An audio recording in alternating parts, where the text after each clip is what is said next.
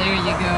All right, so just a few words to share with you. I want to thank each of you for coming to Polo for Paws, a tribute to Cleo's legacy, to show your love for animals, and especially for those who have been rescued and are looking for a home.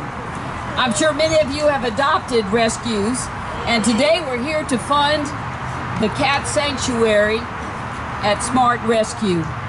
And we all share something in common. We love and will do whatever it takes to provide a home for all animals. Animals are such an important part of creation. God knew the love and the joy and the support we would receive from having an animal or two or three or more in our homes and be a part of our family. We were put in charge to take care of the earth and every living creature. Today, we are furthering this commission. Each one of us has been touched in a profound way by the presence of our pets in our lives. What is so special about a pet's love is so very often completely unconditional. They don't care what your day was like, what went wrong at work, what your mood is like when you come home, but they're always ready to jump into your lap, and they're so full of joy just seeing you, and they display that love so beautifully. How often I've come home from work, from a hard day's work, to see my beloved dogs or cats run with joy to greet me. My elderly aunt, who lived to be 100 years old, was able to have children, and so she and her husband had the furry children. Yep. And they lived on a farm and totally enjoyed. The dogs would go for a ride every day in the truck. They would have their ice cream treats. They just had a ball on the farm. The question comes up very often about whether pets go to heaven.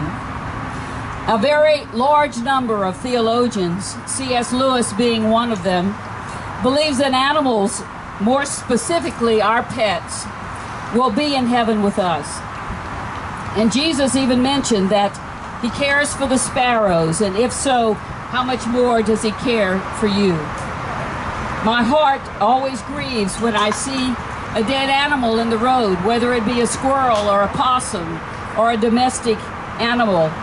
And if I grieve, how much more does God grieve the loss of his creatures? When God speaks of creation, he addresses it as a whole. Livestock, birds, wild animals, domesticated animals, humankind, and horses, of course. I have a friend, Charlene, who is a minister, and she loves dogs. Her beloved Gumbo had died, and she was very sad. Her grief was compounded by the loss of a colleague who had died recently as well. My friend Charlene is one who dreams a lot, and her dreams are not ordinary. They are dreams with a purpose. And not long after losing her precious Gumbo and her friend Linda, Charlene had a dream. She saw her friend Linda in the distance, and her dog Gumbo running over to Linda. She was separated from her friend by a chasm, but she knew that over there was Linda and Gumbo loving on each other, and she knew they were in a peaceful, heavenly place, and woke up with great assurance. And I'm telling you today that our pets are going to see us again. If your pet could leave a prayer for you, I believe it would go something like this. I just wanted to let you know that I made it home. The journey wasn't an easy one, but it didn't take too long. Everything is so pretty here, so white, so fresh and new. I wish that you could close your eyes and that you could see it now. Please try not to be sad for me. Try to understand God is taking care of me. I'm in the shelter of his hands. Here there is no sadness, no sorrow, no pain.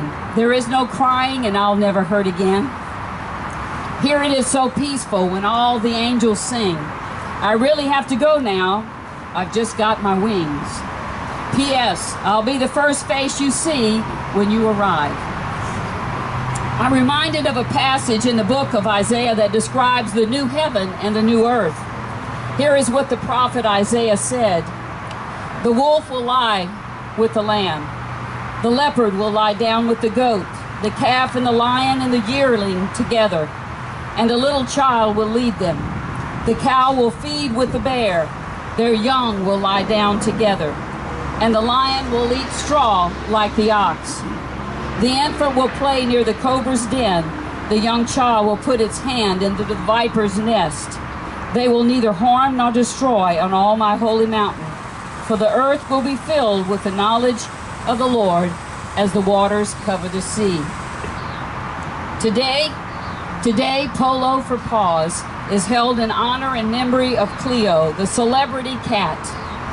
She left quite a legacy.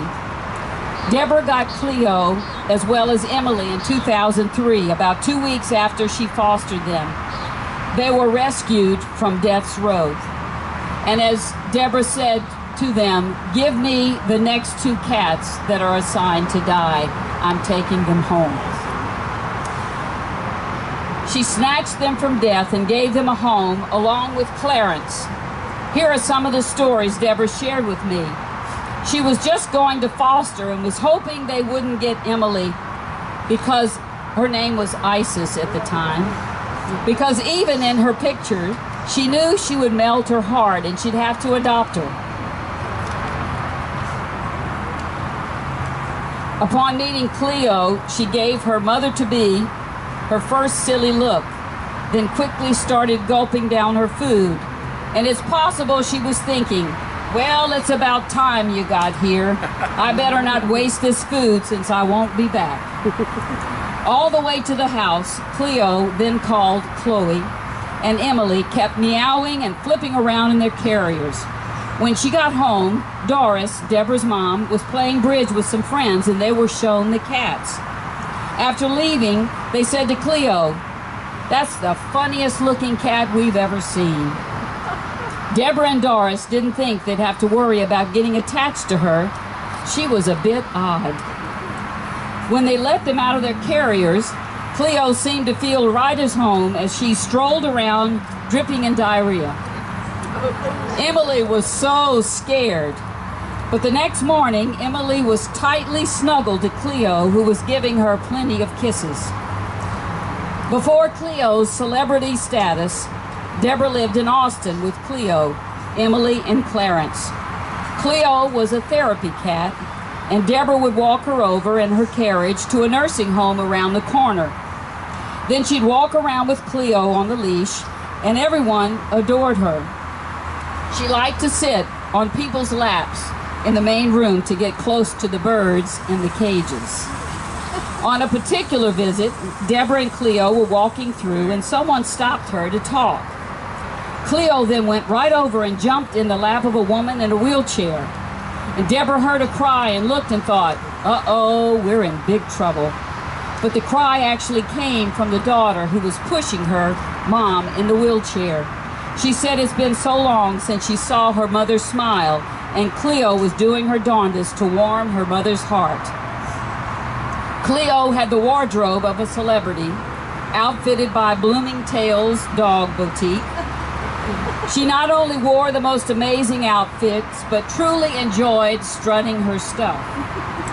She hosted social events, held fabulous birthday parties, and used every occasion and opportunity to raise money for her furry friends. Throughout her elaborate life, Cleo could wine and dine the best of them, soak up lots of attention and praise, and at the same time, contribute to a great cause. She lived a life of luxury, brought laughter and joy to the hearts of all who knew and adored her. She was one of a kind and knew how to charm you right into her heart. Cleo could make a statement in both her living and her dying. In Deborah's final moments with Cleo before she passed, Deborah was scared that she would not see her again. She was uncertain about seeing her in heaven. She wondered if Cleo would give her a sign. After Cleo's passing, Deborah began the drive home from Texas A&M. After sitting in silence on her drive, she turned on the radio and Love Cats by The Cure was playing. The song is a happy song, and after studying the lyrics once she got home, she could tell that it was a message that came to Deborah from Cleo's heart. Cleo's spirit assured Deborah through this song that she would be there with Deborah in heaven. Cleo speaks today through the life she lived and brings life to other furry animals through gatherings like this. In conclusion, let me invite you to join us in singing the song, All Creatures of Our God and King.